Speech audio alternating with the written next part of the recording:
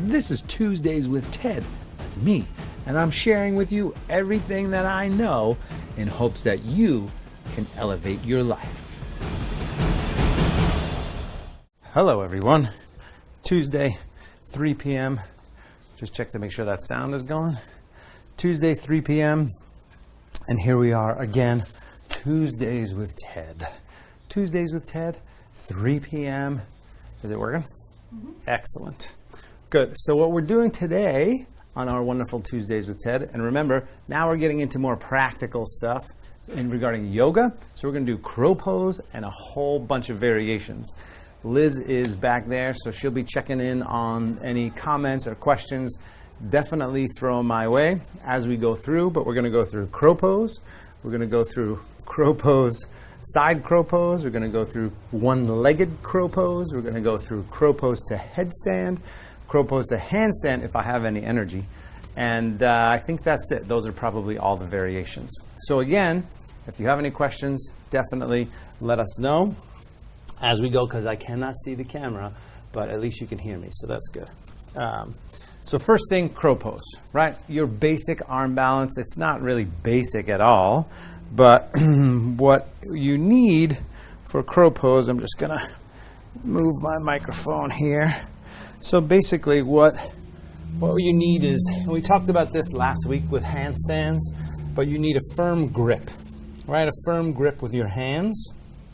And there's two different kinds of crow pose. One is when the knees are way outside of your arms, okay? So as you come up, you set the hands, you take the knees way outside the arms, and then one leg at a time and balance in crow pose.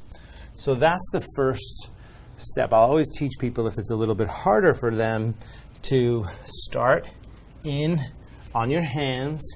You'll come up onto your toes, bend your arms out to the side so you're leaning your knees on your arms, and then I'll even say take one foot up. So see, my toes are one foot on the heel of my other foot, so you still have one foot on the ground, but then slowly lift that back leg.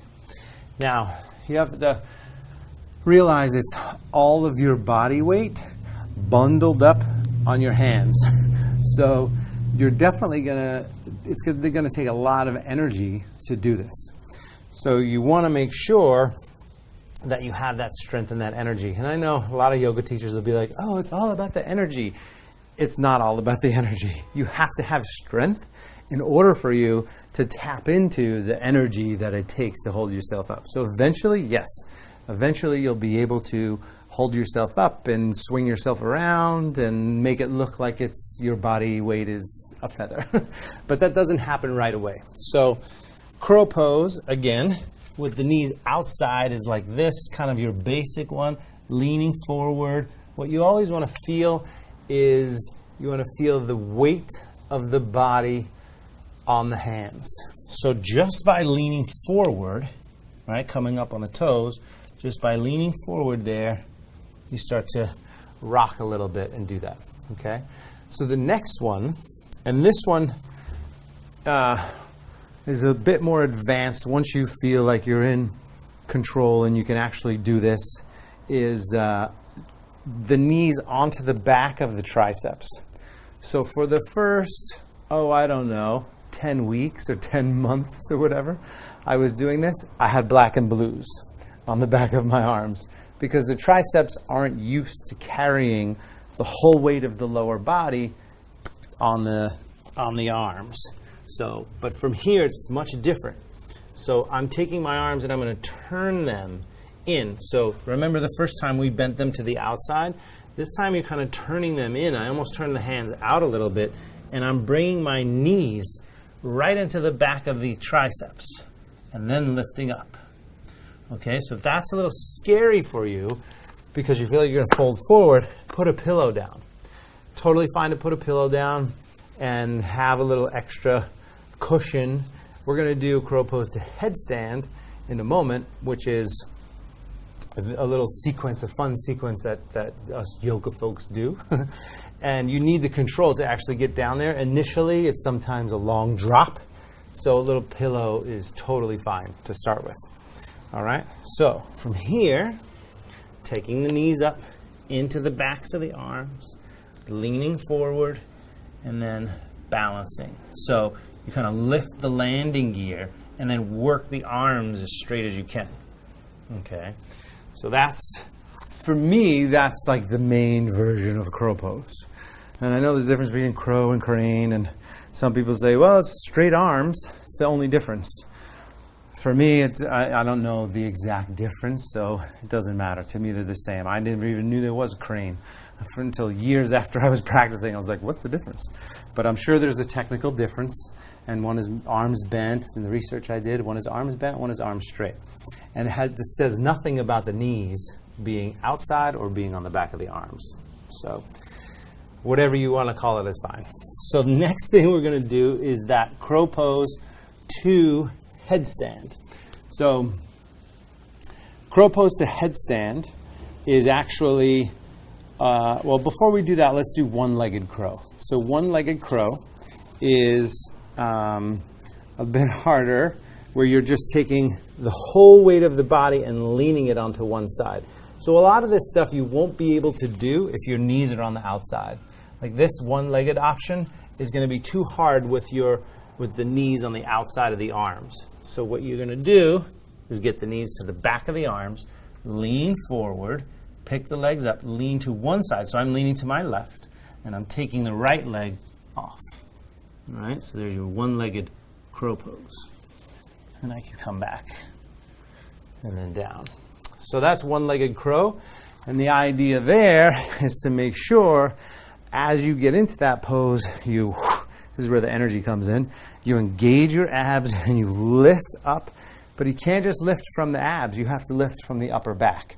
So this is where you get the whole anterior side of the body, back side of the body engaged. So you're recruiting strength from so many different places, from the fingers, forearms, shoulders, upper back, lower back, abdomen, core, and then when you start to take that one leg back, it's also glute that helps take the leg back, right? So I'm just going to do the other side. Leaning in, leaning to one side, abdomen strong. So see that movement?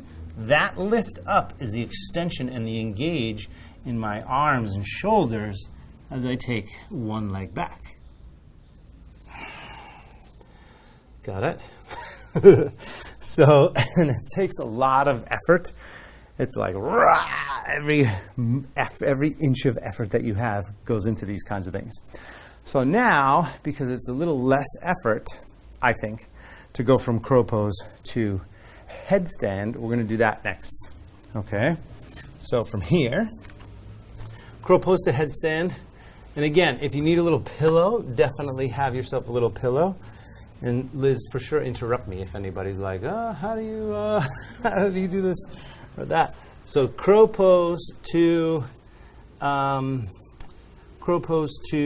headstand. So leaning in, forward, abdomen strong, and then you start to bend the arms.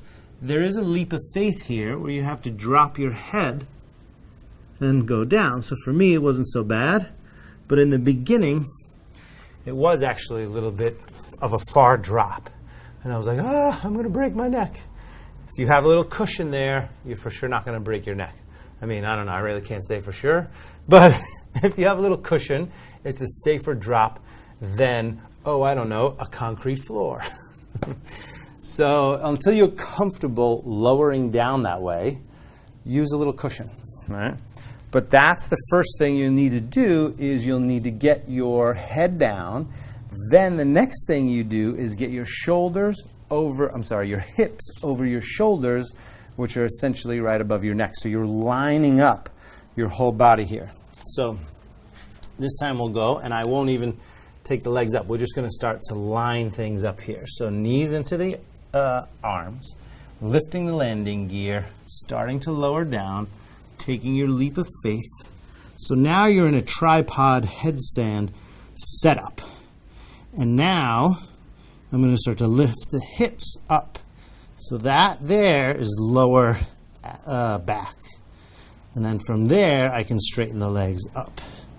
So you have to have a tripod headstand practice in order to do that. Right, so you come down slow, abdomen brings the knees back to the arms, and then the tricky part too for a lot of people is balancing when you come back up and you get back there.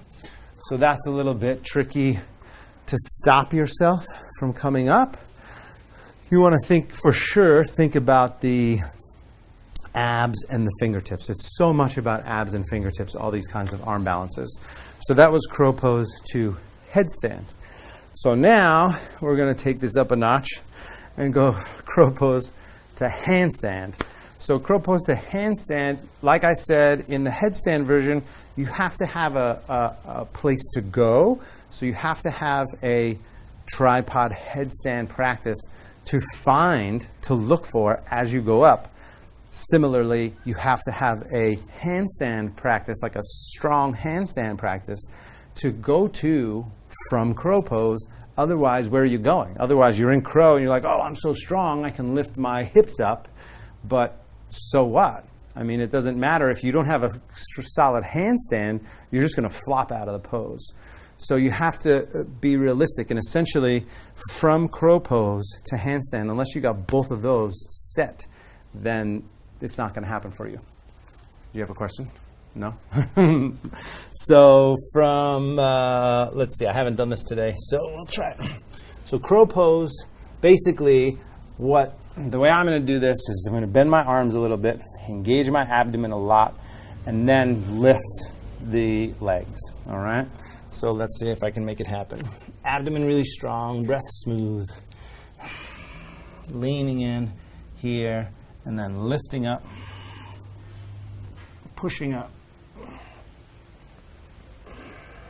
There we go. So there's your handstand, right? So if I didn't have a strong, solid handstand practice, then I wouldn't have been able to land right here. Now I'm going to come down slowly, fingertips, abs, hui, back to crow pose. There we go, and then down. So tricky to make that happen because you first need the strong arm balance, the strong crow pose. But then as you could see, as I'm going up, it's like, whoa! But then I need my handstand to land into, so to speak. And unless that happens, it's just not going to happen, because I would kick up and then maybe fall out of it, or kick up and fall to the side. So work on handstands separately from crow pose and then link them together. Make sense? So from here, I wanted to make sure we got that one out before I got too tired. So next thing what we're going to do is side crow pose. Okay? So side crow pose is pretty simple. You're going to turn to one side. We'll do this side first. So we still have the front of the mat. Side crow pose. I'll take my right arm up. You can take whichever arm you're working with, but you cross over. This is a twist. First thing to set it up, palms flat and turn and twist. Oh boy.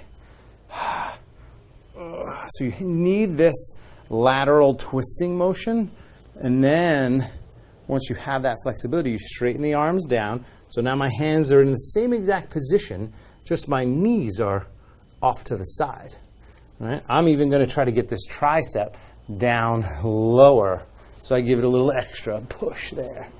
Then what I always do, take the bottom foot off first and then kind of hop up a little bit with the top foot and balance. So now I'm going to show you my left arm is not leaning. My left hip is not leaning on the left arm. I'll show you the other direction so you can see. But essentially, as I come down this way, and I take my left arm up, hook it across my right, I first get the big twist, right? That's what you need first. From there, you can go down deeper on that thigh. Make sure that your palms are flat. Here's the right arm. Here's the free right arm. So the way I do it is I bend the arms, take the bottom foot off first, and then lift the top one. Here, right arm is free. And then work on straightening the arms and breathing. So there you have it. Side crow, regular crow, beginning crow, advanced crow, crow to headstand, crow to handstand, one-legged crow pose, and now side crow. So there's a couple little things now that we could do to sort of link some of these cool sequences together. And there's one cool sequence that is crow pose to headstand, down to side crow, up to headstand, down to side crow, back up to headstand, and then back down. All right, so this is kind of a culmination of all of it together. I'm just going to have a little bit of a sip here. So here we go. So breathing the whole way through, staying aware, staying conscious, never straining too much. Starting crow pose. Crow pose, down to headstand. Ooh, hold on. I landed on like a weird side, like rock thing. Like half of my head was up higher than the other half. So I need a perfect little divot for my head. I'm a total spoiled yogi. All right, we're gonna come down here. Crow, down to headstand. Oh, much better. And then up to headstand. And now we're going to come down and turn to the left. From here, there's your side crow. And then down again. Lifting up. That up is very challenging, actually. Back down. Over to the other side. Back up to side crow, and then down again, up, and then back to regular crow, and then down. But at that point you could jump back, go through a vinyasa, back to downward facing dog. I didn't do that because I would have landed way back there. Anyway, that's kind of a culmination of your side crow and headstand all together. So you can kind of build your way up to all of those things. All right, so we're going to basically review a little bit again, and I'll catch my breath and maybe we'll do one more. So first thing, back to crow pose. Remember, the easiest thing to do, starting with your fingers spread, knees outside the arms, lean forward, balance. Right? Come down. Oh, you know what we didn't do, which I'll do after this? The next step is the jump back. Next step from here, regular crow, knees into the back, leaning forward, holding. All right, lifting up, working the arms straight, lifting the head, breathing. And again, this is something that you could do as just an exercise in and of itself, right? You could just add this to whatever workout it is that you're doing. Totally, totally fine, because it's effort, by the way. So one-legged crow is a fun one, because one-legged crow you have to kind of lean all the way to one side. And I'll show you a kind of fun little thing that I'll do in class that's harder for people, is you'll come into crow, and instead of, so the jump back, well, the jump back is this, to chaturanga, okay? And then upward facing dog and downward facing dog. So a lot of times when people are newer or not quite ready to do that jump back where you land in chaturanga, they crash back. So it looks like this. Here's your crash, right? So that's sort of the crash, and that happens in the beginning. So if that's you, good job. Eventually, it becomes a float back, but it doesn't start out as a float back. Anything that you do, that you've done often, that you've got better at, it's the same exact thing. So just think about whatever it is that you're really good at and understand how long it took you to get good at it. This is the same exact thing. It just takes a little practice, a little practice, a little practice, a lot of awareness, more practice, more practice, more practice, some awareness, more practice, more practice, more practice, and then it happens. So that fun thing I was telling you that I'd like to do, that's a challenge that some people can try to do, is lean to one side and slowly take one leg back. So from crow pose, here, I'll lean to one side, lift one leg, and tell them to step it back. Right? And then vinyasa, back to down dog. Start it again. Other side, crow, leaning. But instead of just taking the whole weight off, which sometimes is a lot harder for people, if you step the leg back slow, a lot of people can make that's a little bit easier than just holding the whole body weight up on one arm, essentially. One arm is harder than two arms. So, actually, I just remembered another variation too. But so you have two arms. Oh, there's Madison. Madison and her lemon. Jumping back and jumping forward. So remember, we jumped back from downward facing dog, leaning in. From crow pose. You lift up and jump back, and then take the vinyasa and back to downward facing dog. But then what you do is you jump to crow pose, right? So you jump to crow pose. So from here, and this one gets a little tricky. So again, use your pillow if you feel like you need a pillow. But you're gonna look kind of right in between the hands and jump and land. So that one wasn't perfect, but you're gonna jump and land. So you go ahead and look forward and jump and land. So there you go. I'll do that one more time. So you're gonna look forward, make sure, so you don't want your head to be dropping down. Looking forward, nice little hop. You might even cheat the feet a little bit forward. Hop, land and crow. All right, there you have it. So practice, practice, practice. And I think that's it for us today. Any questions, Liz? No questions? Everybody's good? There you go, you guys. Crow pose and all its illustrious variations. If I think of other variations, I'll let you know, but I'm pretty sure that's it. Thanks so much for watching, and I will see you next time.